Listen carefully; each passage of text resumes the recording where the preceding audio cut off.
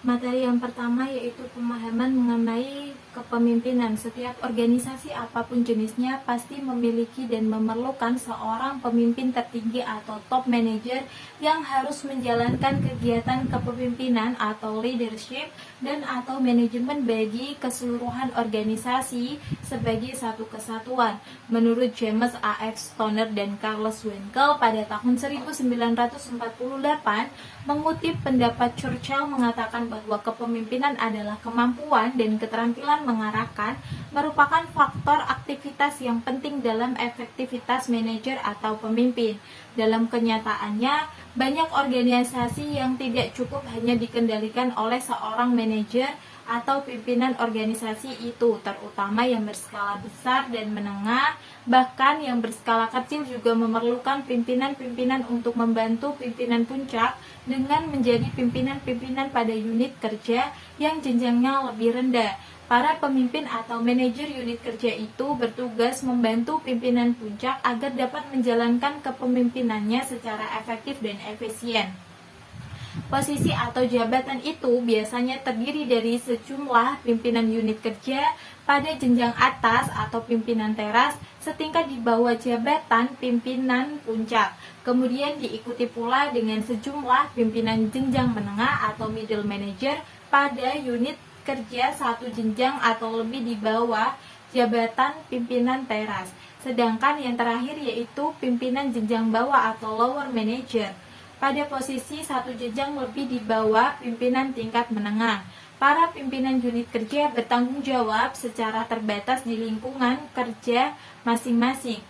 Sedangkan pimpinan puncak dengan bantuan para pemimpin unit kerja bertanggung jawab pada keseluruhan pengendalian organisasi untuk mencapai tujuan secara efektif dan efisien. Menurut Stephen P. Robbins tahun 1991 yang mengatakan bahwa kepemimpinan adalah kemampuan mengarahkan suatu kelompok ke arah pencapaian tujuan. Pendapat ini memandang semua anggota kelompok atau organisasi sebagai satu kesatuan, sehingga kepemimpinan disebut sebagai kemampuan mempengaruhi semua anggota kelompok atau organisasi agar bersedia melakukan kegiatan untuk mencapai tujuan kelompok tersebut. Selanjutnya yaitu menurut Robert K. Owens yang mengatakan bahwa kepemimpinan adalah suatu interaksi antar suatu pihak yang memimpin dengan pihak yang dipimpin. Pendapat ini menyatakan bahwa kepemimpinan merupakan proses yang dinamis yang dilaksanakan sebagai hubungan timbal balik antar pemimpin dan yang dipimpin. Selanjutnya yaitu pengertian kepemimpinan menurut Argawaldi dalam Panji Anuraga dan Sri Suyati yang mengatakan bahwa kepemimpinan adalah seni mempengaruhi orang lain untuk mengarahkan kemauan, kemampuan, dan usaha mereka dalam mencapai tujuan pimpinan. Kepemimpinan sebagai seni menunjukkan bahwa kegiatan mempengaruhi orang lain yang bersifat individual sehingga tidak sama atau cara pola antara pemimpin yang satu dengan yang lainnya. Dari beberapa pengertian di atas, kepemimpinan sebagai proses dirumuskan sebagai berikut, yaitu kepemimpinan adalah berfungsinya pemimpin atau dan bawahan dalam situasi tertentu. Dalam kepemimpinan harus terdapat unsur kemampuan mempengaruhi orang lain dan unsur bawahan atau anggota organisasi sebagai orang yang dipengaruhi, unsur situasi tertentu sebagai berfungsi dalam mencapai tujuan organisasi. Selanjutnya yaitu unsur-unsur utama sebagai esensi kepemimpinan adalah yang pertama unsur pemimpin atau orang yang mempengaruhi, yang kedua yaitu unsur orang yang dipimpin sebagai pihak yang dipengaruhi, unsur interaksi atau kegiatan, usaha, dan proses yang mempengaruhi, yang keempat yaitu unsur tujuan yang hendak dicapai dalam proses mempengaruhi. Yang kelima, unsur perilaku atau kegiatan yang dilakukan sebagai hasil mempengaruhi.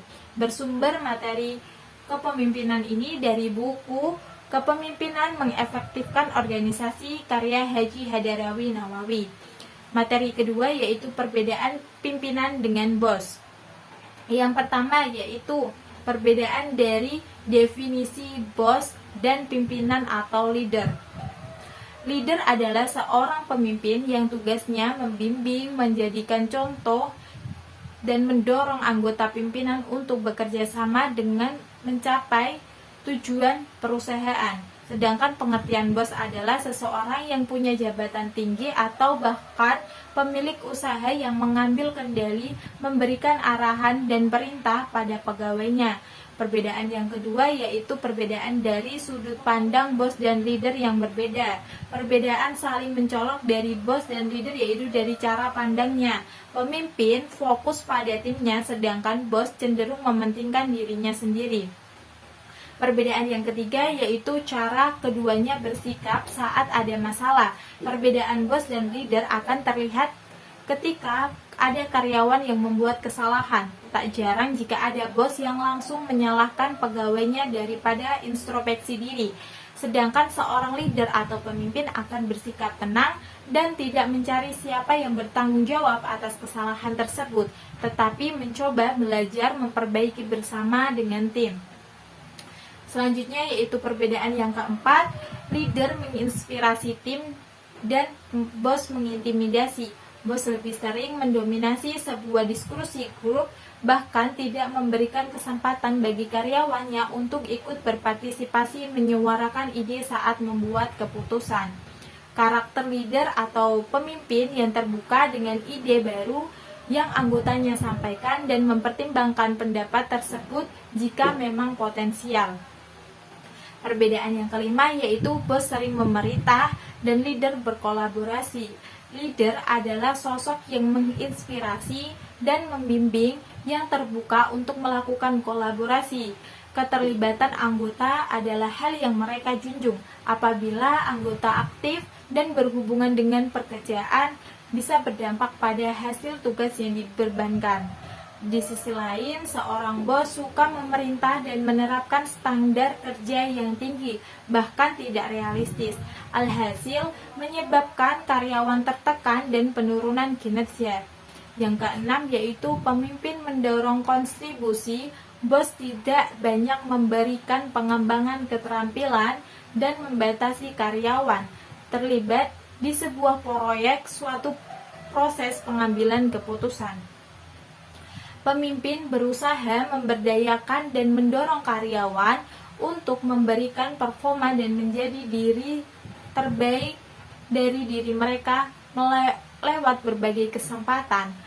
Bos paling cepat memberikan solusi, leader memberikan ruang bagi bawahan untuk menangani masalahnya sendiri, sehingga mengembangkan kemampuan problem solving dibandingkan bos yang langsung memberikan solusi dari permasalahan karyawannya.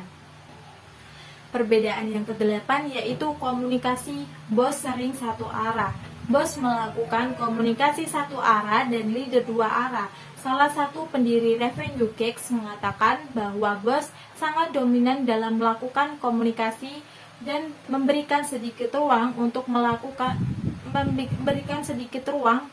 lain untuk berbicara, berbanding terbalik dengan leader yang menerapkan komunikasi dua arah. Mereka mendengarkan lebih dahulu kemudian baru berbicara. Perbedaan selanjutnya yaitu bos micromanage sedangkan leader membimbing. Bos ingin pekerjaan karyawannya selesai tepat waktu agar cepat mencapai tujuan. Leader seorang mentor yang membimbing dan memberikan kepercayaan diri ke karyawan untuk menyelesaikan tugas sesuai kemampuannya. Yang ke-10 yaitu leader berorientasi pada orang, bos profit oriented. Tujuan bos adalah mencapai target atau keuntungan bisnis. Caranya dengan membuat karyawan bekerja maksimal. Bos rela mengajarkan pegawai baru dengan cara yang efisien agar pekerjaannya bisa cepat selesai. Sementara itu, leader berorientasi pada orang dan berusaha mencari tahu serta membantu mengembangkan keterampilan anggota. Perbedaan yang ke-11 yaitu bos menuntut hasil sedangkan leader fokus pada proses. Bos cenderung ingin hasil yang instan, tak jarang memberikan beban kerja tambahan ke karyawan untuk mencapai goals tersebut. Sedangkan kebalikannya dengan bos, Leader atau pemimpin menikmati proses perkembangan bersama anggota, mencoba berbagai cara alternatif yang berpotensial memberikan hasil. Perbedaan selanjutnya yaitu pemimpin menciptakan inovasi. Pemimpin yang jadi pimpinan perusahaan berani mengambil resiko untuk menciptakan peluang dan inovasi yang bisa membawa hasil atau dampak signifikan pada perkembangan bisnis. Berbeda dengan bos dan manajer yang menghindari resiko dan tidak cepat beradaptasi terhadap perubahan. Materi ini bersumber dari website MyRobbins.id yang berjudul 12 Perbedaan Bos dan juga Leader. Materi selanjutnya yaitu mengenai konsep dan juga fungsi kepemimpinan. Konsep mengenai kepemimpinan menurut Griffin, yang pertama yaitu kepemimpinan sebagai proses, merupakan kepemimpinan yang difokuskan kepada apa yang dilakukan oleh para pemimpin, yaitu proses di mana para pemimpin menggunakan pengaruhnya untuk memperjelas tujuan organisasi bagi bawahan, memotivasi mereka untuk mencapai tujuan tersebut, serta membantu menciptakan suatu budaya produktif dalam organisasi. Selanjutnya yaitu konsep kepemimpinan sebagai atribut, merupakan kepemimpinan adalah kumpulan karakteristik yang harus dimiliki oleh seorang pemimpin. Fungsi dari kepemimpinan. Fungsi yang pertama yaitu fungsi instruksi, merupakan pemimpin sebagai komunikator yang menentukan apa, bagaimana, bila mana, dan gimana sehingga keputusan dapat diwujudkan secara efektif. Fungsi yang kedua yaitu konsultasi, dilakukan komunikasi dua arah, konsultasi dengan orang-orang yang dipimpin sebagai bahan informasi dalam menentukan keputusan yang lebih efektif. Yang ketiga yaitu partisipasi, melibatkan semua bawahan dan tidak dibedakan dalam pengambilan keputusan. Fungsi yang keempat yaitu delegasi, percaya memiliki wewenang penuh untuk menggantikan sementara. Fungsi yang kelima yaitu pengendalian, mengarahkan agar tidak terjadi kesalahan dan mengawasi setiap aktivitas anggotanya. Materi ini bersumber dari website crosshero.com dan ekonomibunghatta.ac.id. Materi yang selanjutnya yaitu teori-teori kepemimpinan. Berikut ini adalah berbagai teori kepemimpinan untuk memberikan gambaran mengenai perkembangan dan pemahaman mengenai kepemimpinan untuk mengefektifkan organisasi dalam mencapai tujuannya. Beberapa teori kepemimpinan adalah sebagai berikut. Yang pertama yaitu teori Great Man and Big Bang. Teori ini menyatakan bahwa kepemimpinan merupakan bakat atau bawaan seorang lahir dari kedua orang tuanya. Menurut Benis dan Nanus berpendapat bahwa teori Great Man atau orang besar merupakan seorang pemimpin yang dilahirkan, bukan diciptakan. Para pemimpin menurut teori ini berasal dari keturunan tertentu. Jika di Indonesia bisa disebut dengan darah biru yang berhak menjadi pemimpin, sedangkan orang lain tidak memiliki pilihan lain selain menjadi pihak yang dipimpin. Misalnya ungkapan yang mengatakan asal raja menjadi raja. Pada teori ini bahwa anak raja pasti memiliki bakat untuk menjadi raja sebagai pemimpin rakyat. Selanjutnya yaitu teori Big Bang, menyatakan bahwa suatu peristiwa besar menciptakan atau dapat membuat seseorang menjadi pemimpin. Teori ini menyatukan antara situasi dan pengikut atau organisasi sebagai jalan yang dapat mengantarkan seseorang menjadi pemimpin. Situasi yang dimaksud adalah peristiwa atau kejadian besar seperti revolusi, kekacauan atau kerusuhan, pemberontakan, reformasi, dan lain-lain yang memunculkan seseorang menjadi pemimpin. Sedangkan yang dimaksud dengan pengikut atau pendukung adalah orang-orang yang menokohkan orang tersebut dan bersedia patuh dan taat pada keputusan-keputusan dan perintah-perintahnya dalam kejadian atau peristiwa tertentu. Selanjutnya yaitu teori yang kedua, teori sifat atau karakteristik kepribadian. Teori sifat atau karakteristik kepribadian ini berasumsi bahwa seseorang dapat menjadi pemimpin apabila memiliki sifat atau karakteristik kepribadian yang dibutuhkan oleh seorang pemimpin, meskipun orang tuanya, khususnya ayah, bukan seorang pemimpin. Teori ini bertitik tolak pada pemikiran bahwa keberhasilan seorang pemimpin ditentukan oleh sifat kepribadian yang dimiliki, baik secara fisik maupun psikologis. Dengan kata lain, teori ini berasumsi bahwa keefektifan seorang pemimpin ditentukan oleh ciri-ciri kepribadian tertentu yang tidak saja bersumber dari bakat tetapi juga diperoleh dari pengalaman dan hasil belajar. Menurut Davis mengatakan bahwa ada 4 sifat umum yang efektif terdiri dari kecerdasan, kedewasaan, keleluasaan pandangan, motivasi diri dan dorongan, sikap-sikap hubungan sosial. Sedangkan menurut Charles berpendapat bahwa sifat-sifat yang harus dimiliki pemimpin agar kepemimpinannya dapat mengefektifkan organisasi adalah kelancaran berbicara, kemampuan memecahkan masalah, pandangan ke dalam masalah kelompok atau organisasi, keluasan, kecerdasan, kesediaan menerima tanggung jawab, keterampilan sosial, kesadaran akan dirinya sendiri dan juga lingkungannya. Yang ketiga yaitu teori perilaku. Teori perilaku bertolak dari pemikiran bahwa kepemimpinan untuk mengefektifkan organisasi tergantung pada perilaku atau gaya bersikap dan atau gaya bertindak seorang pemimpin yang memusatkan perhatiannya pada fungsi-fungsi kepemimpinan. Dengan kata lain, keberhasilan seorang pemimpin dalam efektivitas organisasi juga tergantung pada perilaku dalam melaksanakan fungsi-fungsi kepemimpinannya yang strategi kepemimpinan. Gaya atau perilaku kepemimpinan tampak dari cara pengambilan keputusan, cara memberikan instruksi, cara memberikan tugas, cara berkomunikasi, cara mendorong semangat bawahan, cara membimbing dan mengarahkan, cara menegakkan disiplin, cara mengendalikan dan menguasai pekerjaan anggota organisasi, cara memimpin rapat, cara menegur dan memberikan sanksi. Yang teori yang keempat yaitu teori situasional. Teori situasional merupakan penolakan terhadap teori-teori kepemimpinan sebelumnya yang melakukan asas-asas umum untuk semua situasi. Teori ini berpendapat bahwa tidak ada satu jalan untuk atau kepemimpinan terbaik untuk mengelola dan mengurus satu organisasi. Model kontingensi berisi tentang hubungan antar gaya kepemimpinan dengan situasi yang menyenangkan. Situasi yang menyenangkan jika pemimpin diterima oleh para pengikutnya, tugas-tugas dan semua yang berhubungan dengannya ditentukan secara jelas.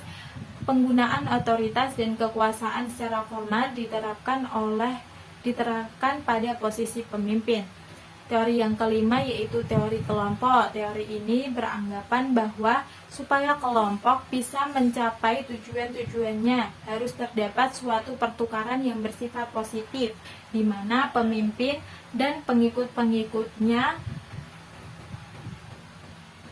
melibatkan pola konsep-konsep sosiologi tentang keinginan-keinginan mengembangkan peranan. Suatu hasil penelitian ulang yang sempurna menunjukkan bahwa para pemimpin yang memperhitungkan dan membantu para pengikutnya mempunyai pengaruh positif terhadap sikap dan peranan dan pelaksanaan kerja penelitian. Ini menyatakan bahwa para bawahan juga dapat mempengaruhi para pimpinannya, seperti pimpinannya dapat mempengaruhi bawahannya. Teori yang keenam yaitu teori jalan kecil sampai tujuan. Teori ini menggunakan kerangka teori motivasi. Hal ini merupakan pengembangan yang sehat karena kepemimpinan disebut pihak yang sangat berhubungan erat dengan motivasi kerja dan pihak lain berhubungan dengan kekuasaan. Pimpinan memberikan keyakinan bahwa mereka melaksanakan pekerjaannya dengan baik. Di antara faktor-faktornya yaitu situasional adalah sifat personal dari para bawahan. Perilaku pimpinan akan bisa diterima oleh para bawahan jika bawahan melihat perilaku tersebut merupakan sumber yang segera bisa memberikan kepuasan atau sebagai suatu instrumen bagi kekuasaan masa depan. Faktor situasional yang kedua adalah perilaku pemimpin akan bisa menjadi motivasi, misalnya menaikkan usaha-usaha para bawahan. Faktor situasional ini disebut dengan tekanan lingkungan, dengan tuntunan-tuntunan yang dihadapi oleh para bawahan. Salah satu pemimpin untuk bisa memotivasi para pimpinan juga bisa memberikan hadiah yang jelas dan prestasi bahwa telah memenuhi tujuan organisasi. Teori yang ketujuh yaitu teori kelebihan. Teori ini beranggapan bahwa seseorang akan menjadi pemimpin apabila ia memiliki kelebihan dari para pengikutnya. Pada dasarnya, kelebihan yang harus dimiliki oleh seorang pemimpin mencakup 3 hal, yaitu kelebihan rasio atau penggunaan pikiran, kelebihan rohania atau harus mempunyai moral yang tinggi dan mampu menunjukkan keluhuran budi pekertinya kepada bawahan, kelebihan badania atau kesehatan badania yang lebih dari para pengikutnya. Teori harismatik. Selanjutnya, teori ini menyatakan bahwa seorang menjadi pemimpin karena mempunyai harisma atau pengaruh yang sangat besar. Dalam hal ini ada suatu kepercayaan bahwa orang tersebut merupakan pancaran zat tunggal sehingga dianggap menjadi kekuatan gaib. Pengaruh ini dapat dilihat dari pengorbanan para pengikutnya untuk pribadi sang pemimpin. Konsep kepemimpinan yang harus mati. Konsep kepemimpinan ini bersumber dari ajaran agama dan sejarah Yunani kuno yang menggambarkan betapa hebatnya kekuatan yang dimiliki para nabi dan juga raja pada saat itu. Materi ini bersumber dari beberapa buku teori kepemimpinan. Yang pertama yaitu buku Kepemimpinan Mengefektifkan Organisasi, penulis Haji Hadarawi Nawawi. Yang kedua buku Kepemimpinan dalam Manajemen, penulis Miftah Thoha. Yang ketiga yaitu buku Pemimpin dan Kepemimpinan, penulisnya Dr.M. Sobri Sutikno. Materi selanjutnya yaitu permasalahan dalam pekerjaan. Ada banyak masalah yang terjadi pada tempat kerja. Yang berikut ini beberapa masalah yang bisa saja sering terjadi. Yang pertama yaitu kurangnya pelatihan karyawan. Kurangnya pelatihan karyawan bisa menyebabkan karyawan tidak bisa melakukan pekerjaan mereka dengan baik. Solusi untuk mengatasi masalah ini yaitu dengan pastikan proses pelatihan terbuka dan melibatkan karyawan Anda. Tanyakan kepada mereka keterampilan apa saja yang menurut mereka perlu untuk dikerjakan. Yang kedua yaitu kurang praktik komunikasi yang baik atau komunikasi yang buruk bisa merusak produktivitas dan menyebabkan lebih banyak kesalahan. Solusinya yaitu terapkan sistem yang memungkinkan pesan berjalan dengan bebas dari atas ke bawahan dan sebaliknya, seperti melakukan komunikasi via email atau messenger di media sosial. Selanjutnya yaitu konflik antar staf atau bullying. Konflik antar staf ini bisa jadi buruk dan menyebabkan intimidasi sampai bullying. Solusinya adalah HRD harus menciptakan lingkungan kerja yang terbuka di mana karyawan dapat mengekspresikan diri mereka masing-masing. Yang keempat yaitu tidak mampu menyelesaikan masalah. Setiap kali terjebak dalam kebiasaan pemikiran yang sama dan mendekati masalah yang berulang kali pada perspektif yang sama. Solusinya adalah Anda harus mendekati masalah dengan lensa peluang. Apa perspektif yang baru yang dapat digunakan untuk membantu pengubah pola dan pikir. Jangan sampai mengajukan pertanyaan yang memiliki solusi. Selanjutnya yaitu kurang mendapatkan perhatian. Orang-orang yang mempertanyakan bagaimana mereka menghabiskan waktu mereka dalam mencari nafkah dalam perusahaan. Ada karyawan yang ingin merasa berarti. Hal ini adalah tanggung jawab seorang HRD untuk membentuk rasa koneksi dan kepemilikan yang kuat. Misalnya itu dengan merayakan berbagai peristiwa seperti pernikahan, rumah baru, melahirkan, dan kesempatan untuk memanusiakan karyawan di tempat kerja. Yang keenam yaitu turunnya produktivitas. Penempatan karyawan pada pekerjaan yang sesuai dengan kemampuan dan minatnya. Jika ada skill GAP, maka HRD harus mempertimbangkan program pelatihan. Masalah yang ketujuh yaitu masalah kepercayaan. Kepercayaan bisa berkurang dalam periode waktu tertentu dan butuh untuk kembali seperti semula.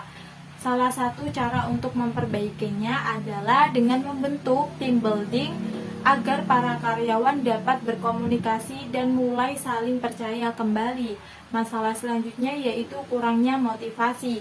Motivasi tidak bisa muncul begitu saja. Ada waktu di mana karyawan tidak bisa merasakan motivasi itu dan di lain hari bisa merasakan motivasi itu. Salah satu jalan terbaik adalah mengatasi hal ini dengan berkomunikasi dengan staf Anda. Tanyakan faktor apa saja yang paling memotivasi mereka. Hal ini akan membantu Anda memahami apa yang bisa memaksimalkan kinerja karyawan Anda. Masalah yang selanjutnya yaitu merasa kurang kreatif.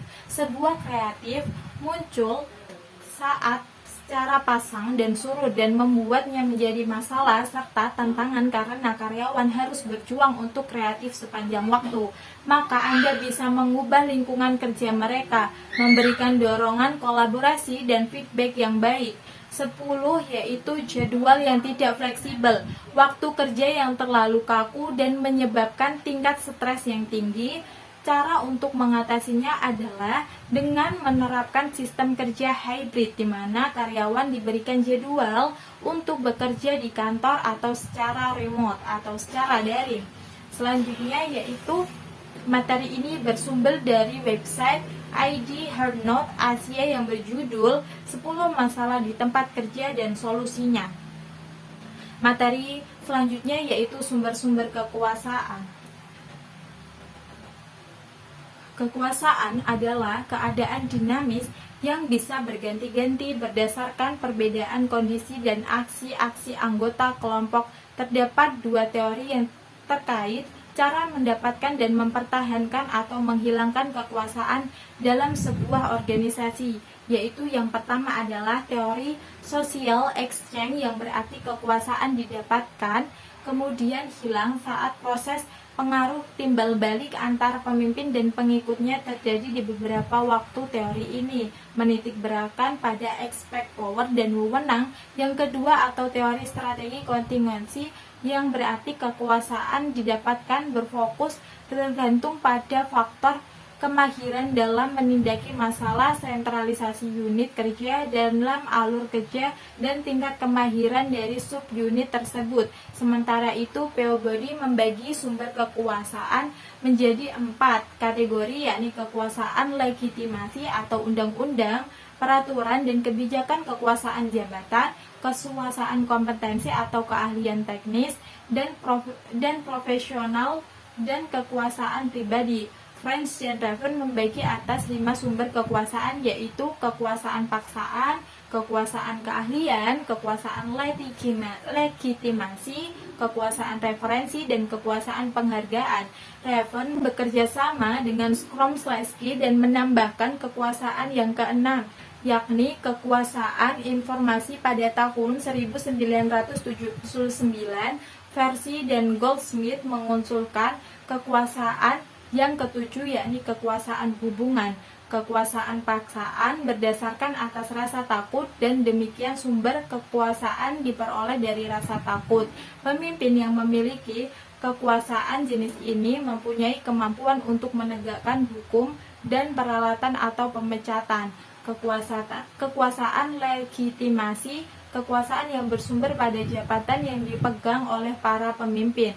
Semakin tinggi posisi seorang pemimpin, maka semakin besar kekuasaan legitimasinya. Kekuasaan keahlian, kekuasaan ini bersumber dari keahlian, kecakapan, atau pengetahuan yang dimiliki seorang pemimpin yang diwujudkan lewat rasa hormat dan pengaruhnya terhadap orang lain. Kekuasaan penghargaan bersumber dari kekuasaan untuk menyediakan penghargaan atau hadiah bagi orang lain, misalnya gaji, promosi, atau penghargaan jasa. kekuasaan referensi, kekuasaan yang bersumber pada sifat-sifat pribadi dari seorang pemimpin. Seorang pemimpin yang tinggi kekuasaan referensinya ini umumnya disenangi dan dikagumi oleh orang lain karena kepribadiannya. Kekuasaan informasi ini bersumber karena adanya akses informasi yang dimiliki pemimpin yang dinilai sangat berharga untuk para pengikutnya. Kekuasaan hubungan, kekuasaan ini bersumber pada hubungan yang dijalin oleh pimpinan dan orang-orang yang penting dan berpengaruh baik di luar ataupun di dalam organisasi. Materi ini bersumber dari materi-materi kekuasaan, bersumber dari buku Kepemimpinan dan Perilaku Organisasi penulis Syamsul Ki Ba'du dan Noviantika Jafari, dan Kekuasaan dalam Kepemimpinan penulis Agus Zainul Fitri. Selanjutnya yaitu sifat-sifat kepemimpinan.